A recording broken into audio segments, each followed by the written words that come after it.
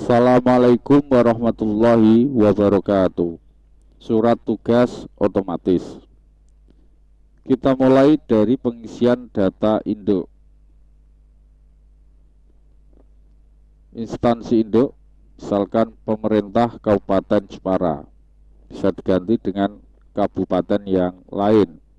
Unit kerja, kemudian bawahnya, misalkan tadi unit kerja kita adalah SMP Negeri 12 Jepara, itu di bawah naungan Dinas Pendidikan Pemuda dan Olahraga. Kemudian alamat sekolah, kabupaten, nama kepala sekolah, berikutnya ada NIP. Jika tidak ada NIP, boleh tidak diisi. Setelah itu ada data pegawai, nama,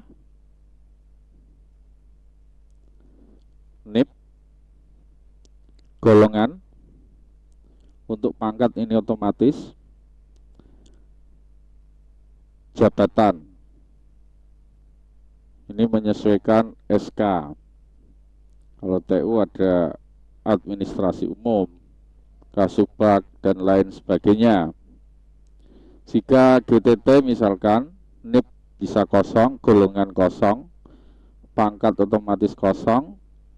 Untuk jabatan misalkan guru. Setelah data ini kita isi, atau bisa juga menggunakan copy paste jika datanya sudah ada, kita klik data kegiatan. Misalkan pendampingan kurikulum. Ini adalah nama kegiatannya. Keperluannya apa? Misalkan mengikuti kegiatan tersebut. Kita tulis mengikuti kegiatan. Kalau sebagai narasumber, ya kita tulis menjadi narasumber. Atau mungkin melaksanakan kegiatan juga bisa. Sesuai dengan apa yang ditugaskan. Selanjutnya ada hari.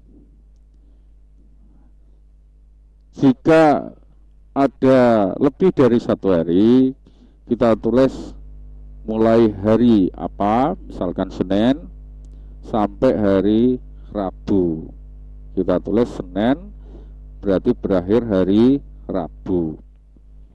Untuk tanggal juga demikian, mulai tanggal misalkan 5, akhir bulan tanggal 7 misalkan, pada bulan yang sama. Setelah itu, jika hanya satu hari, maka yang akhir ini kosong. Contohnya MGMP bahasa Prancis ini misalkan.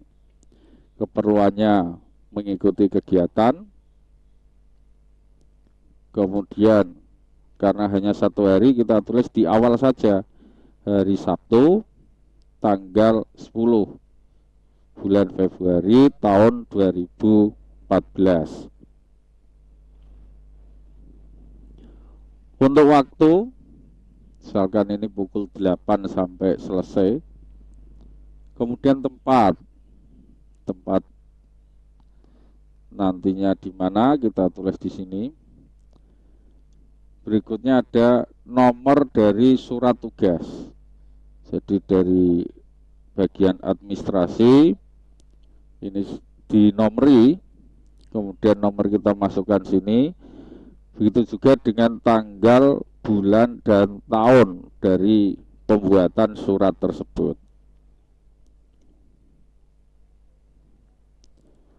Jika data kegiatan ini sudah kita isi, ini tidak diisi semua langsung, diisi sesuai dengan surat masuk.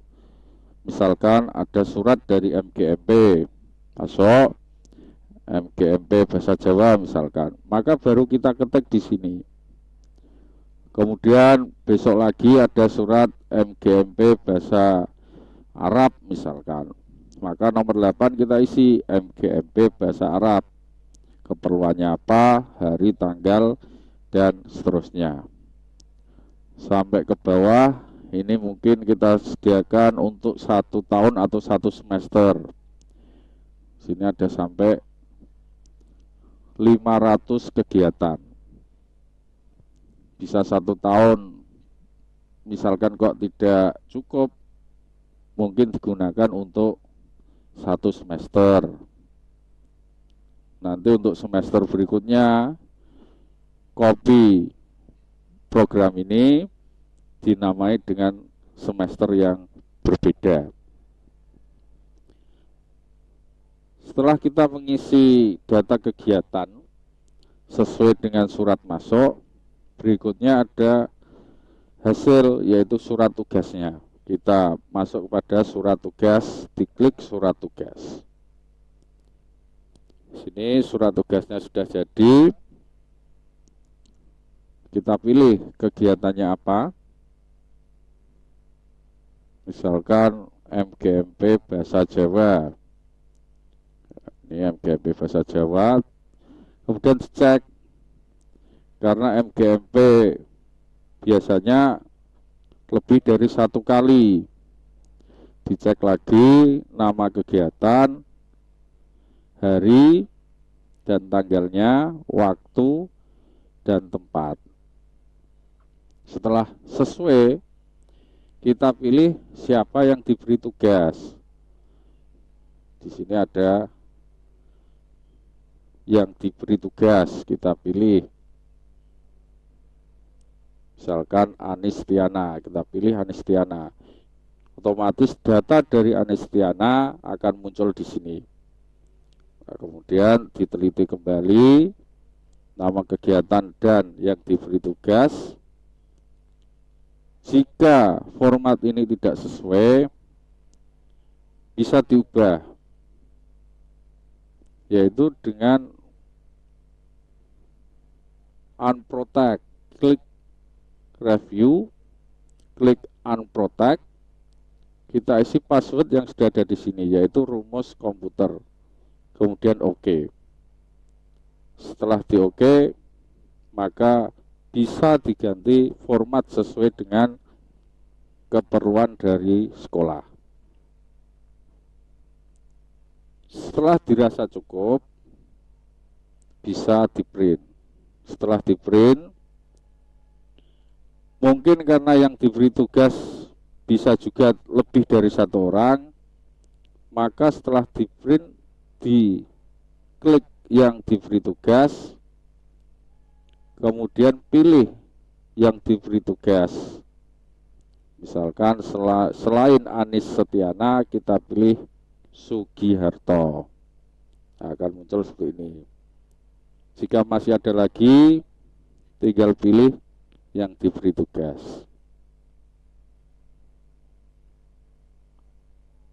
Untuk kop dan lain sebagainya, untuk logo misalkan, ini bisa diganti dengan kebutuhan yang ada. Sampai di sini dulu perjumpaan kali ini. Jumpa lagi pada video-video yang lain.